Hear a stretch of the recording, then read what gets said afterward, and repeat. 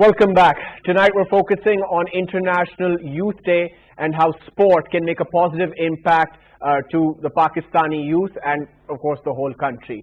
We've now been joined by a fantastic volleyball player. She's a national volleyball player, Ms. Misbah Hina. Misbah, great to have you on. Thank you so much for having me. I'm honored. Misbah, we've been talking in detail about the importance of promoting sport in the country, but I'd like to specifically ask you something about your career in volleyball. I understand you've recently been nominated for the Ambassador Award. Can you share your experience with us? Yeah, thank you again for having me. But it was a long journey though, starting a volleyball career and choosing a sport that's so unpopular and indigenous to be considered in Pakistan, and most of the girls are being told that you should not choose such sport, that you don't have any career in future or something like that. So it was quite a long journey till now. So recently I was selected to be part of a Global Peace Youth Summit 2020, which was joined by the youths from all over the world. It was an amazing experience for me, learning and exchanging culture experiences and all that. It was amazing. We still have Ada Jaffery here with us. I'm going to come back to you.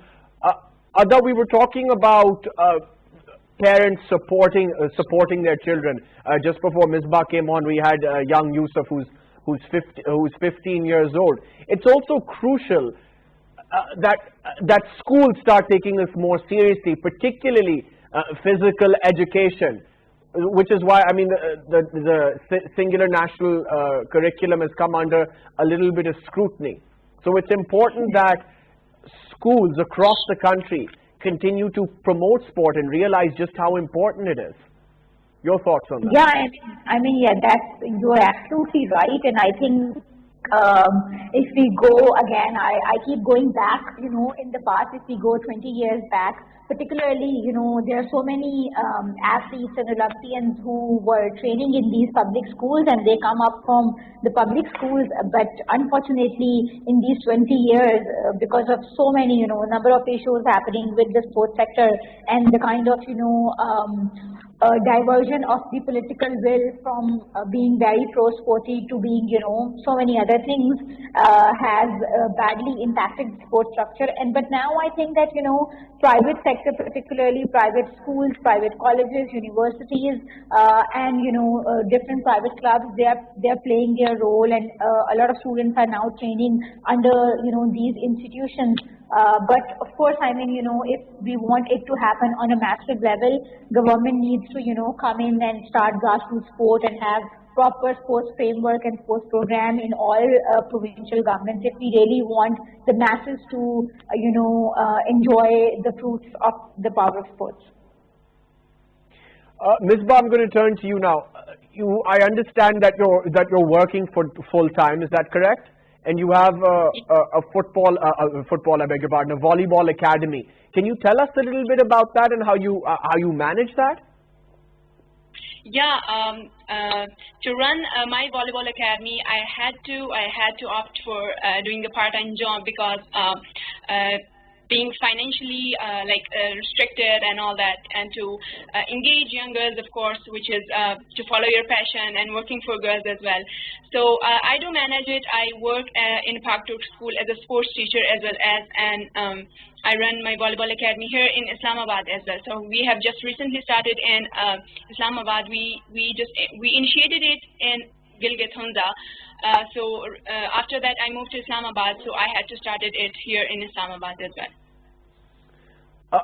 Ada, just before Misbah came on, as I said, we were speaking to Yousuf, and I put this to him that it's very important that young people have hobbies, because there's a lot of temptation out there. It's very easy to fall into bad habits like drugs and alcohol and other things. And I'm going to keep coming back to this, Ada, because for me this is why the International Youth Day and promoting sport is absolutely crucial for society to keep kids away from these temptations, from bad habits. We see nowadays, especially because drugs are cheap now, it's so easy to fall prey to them. And you know, it's wonderful to see that there's so many people like yourself who are fully aware of that, which is why you're encouraging others. You want the private sector and the government to get involved to create platforms for the youth. So I'd like to hear your thoughts on this specifically. Yeah, so Ghauhar, I would like to add that, you know, drugs is one thing, and of course, I mean, anyone who has, enough, find that there are pretty cheap drugs options and, you know, many other options around us. And apart from drugs, mobiles and sticking to tablets and sticking to screens, particularly in the past 4 months, all of us have been home, children have been home, they were not going to schools, parks were closed, everything was closed. So, you know, sticking to screen and, you know, is equally harmful as, you know, taking drugs is. So I think one important role which, you know, as a family unit, mother and father both have to play. You know, you must have noticed that once a girl gets married here in Pakistan, she starts thinking that there is no place for sport in her life, because now she has become a mother, right? Whereas if you look at the West and, you know, you look at many even African countries, there are small organizations who are promoting mother-daughter sports culture or family sports culture. And even there are sports like triathlon where the whole family, you know, as a family unit can register and participate. So I think to, you know, keep our children away from all these ills, we have to lead by example. If we don't go for a walk or a jog, we can't expect the child to leave the screen and, you know, do something and active.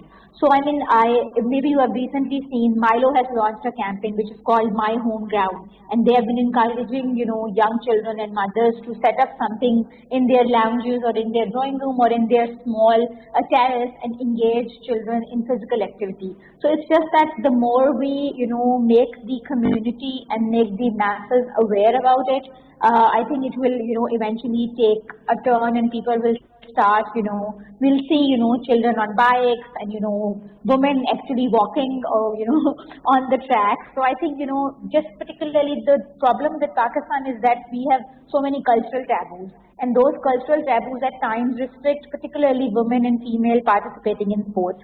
So I think if, you know, strategically all of us, you know, the journalists, NGOs, government and the private sector started, you know, providing platforms that help and that suits our cultural norm and particularly religious norms, it will be easier for people to participate in sporting activities. And that will definitely, you know, be fruitful for community development overall. I want to get back to women in sport and some of the challenges they continue to face. But before I do that, one more. I want Ada's take on this, and then I want Misbah to clip in. You briefly spoke about the importance of the sporting sector to launch business trainings, particularly for athletes. Can you just explain that more in detail? And then I'd like Misbah's take on it. First, Ada. Yeah, so I mean, I start with the International Olympic Committee because I read a lot about them. So they have started, it's been, I mean, almost more than 3 years, they have started this platform which is called Athlete 365. And it is for athletes from all over the world. The registration is free. You can just go to Google, type Athlete 365 and log in and make an account. So there are a couple of advantages you get through, you know, such networks. One is like you can enroll to, you know, a range of online courses. Second is that they do offer, you know, particular incubator and accelerator trainings.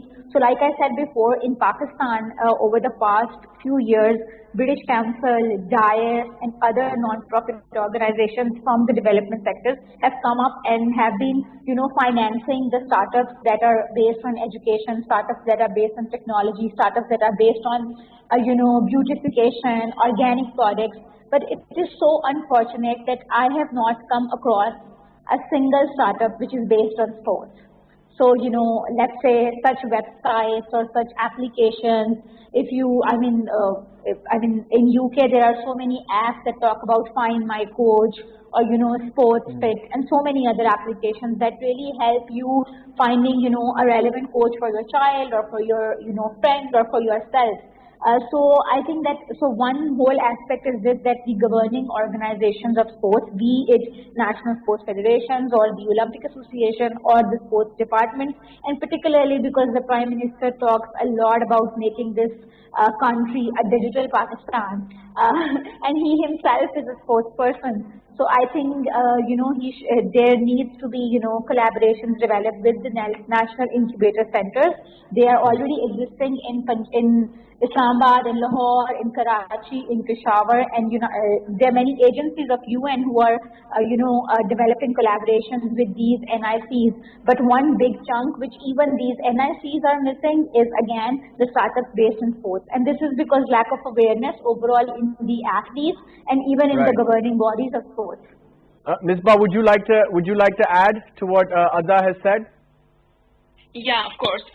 Being an athlete and running at the same organization, it's quite difficult for me as well, because I've experienced a lot of difficulties to run a single organization, because you see, you are not related to business and all stuff. You don't know about how to hold the financial and all that stuff. So it was quite difficult for me at the initial stage, but with the time I have learned a lot of things.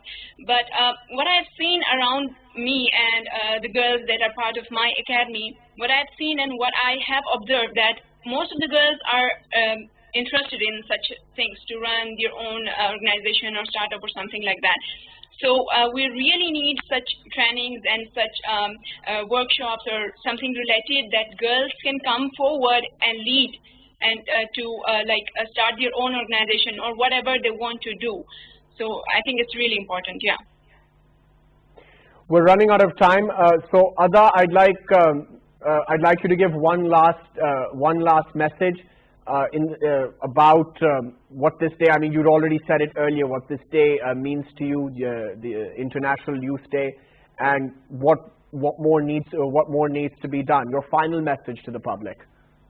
Yeah, I mean, particularly my message will be for all those people who are pro sports and they are very enthusiastic about bringing a change in the sporting culture of Pakistan, is that, just believe in yourself, continue your passions, and, if you don't wait for the government or don't wait for any national body or provincial body to come up and, push you to do something, start your own social enterprise.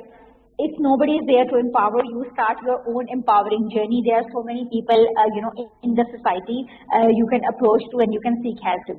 So at the end, happy International Youth Day to the young energy of Pakistan, and Pakistan Zindabad. Yeah, if no one's going to do it for you, do it yourself. Misbah, I'm going to give you the last word. Your final message. Yeah, happy International Youth Day, everyone. And I will just say that follow your dreams, be passionate about your work, and do try to bring a positive change in your community, in your society, and do take part in such healthy activities. Thank you. Ada Jaffery, Misbah Hina, it was great having you on. Happy International Youth Day. This was a very fruitful and important discussion, and I'm sure we'll have many more in the future. Thank you for joining us. We have time for Keep Watching Sports X from TTV World. See you next time. Bye-bye.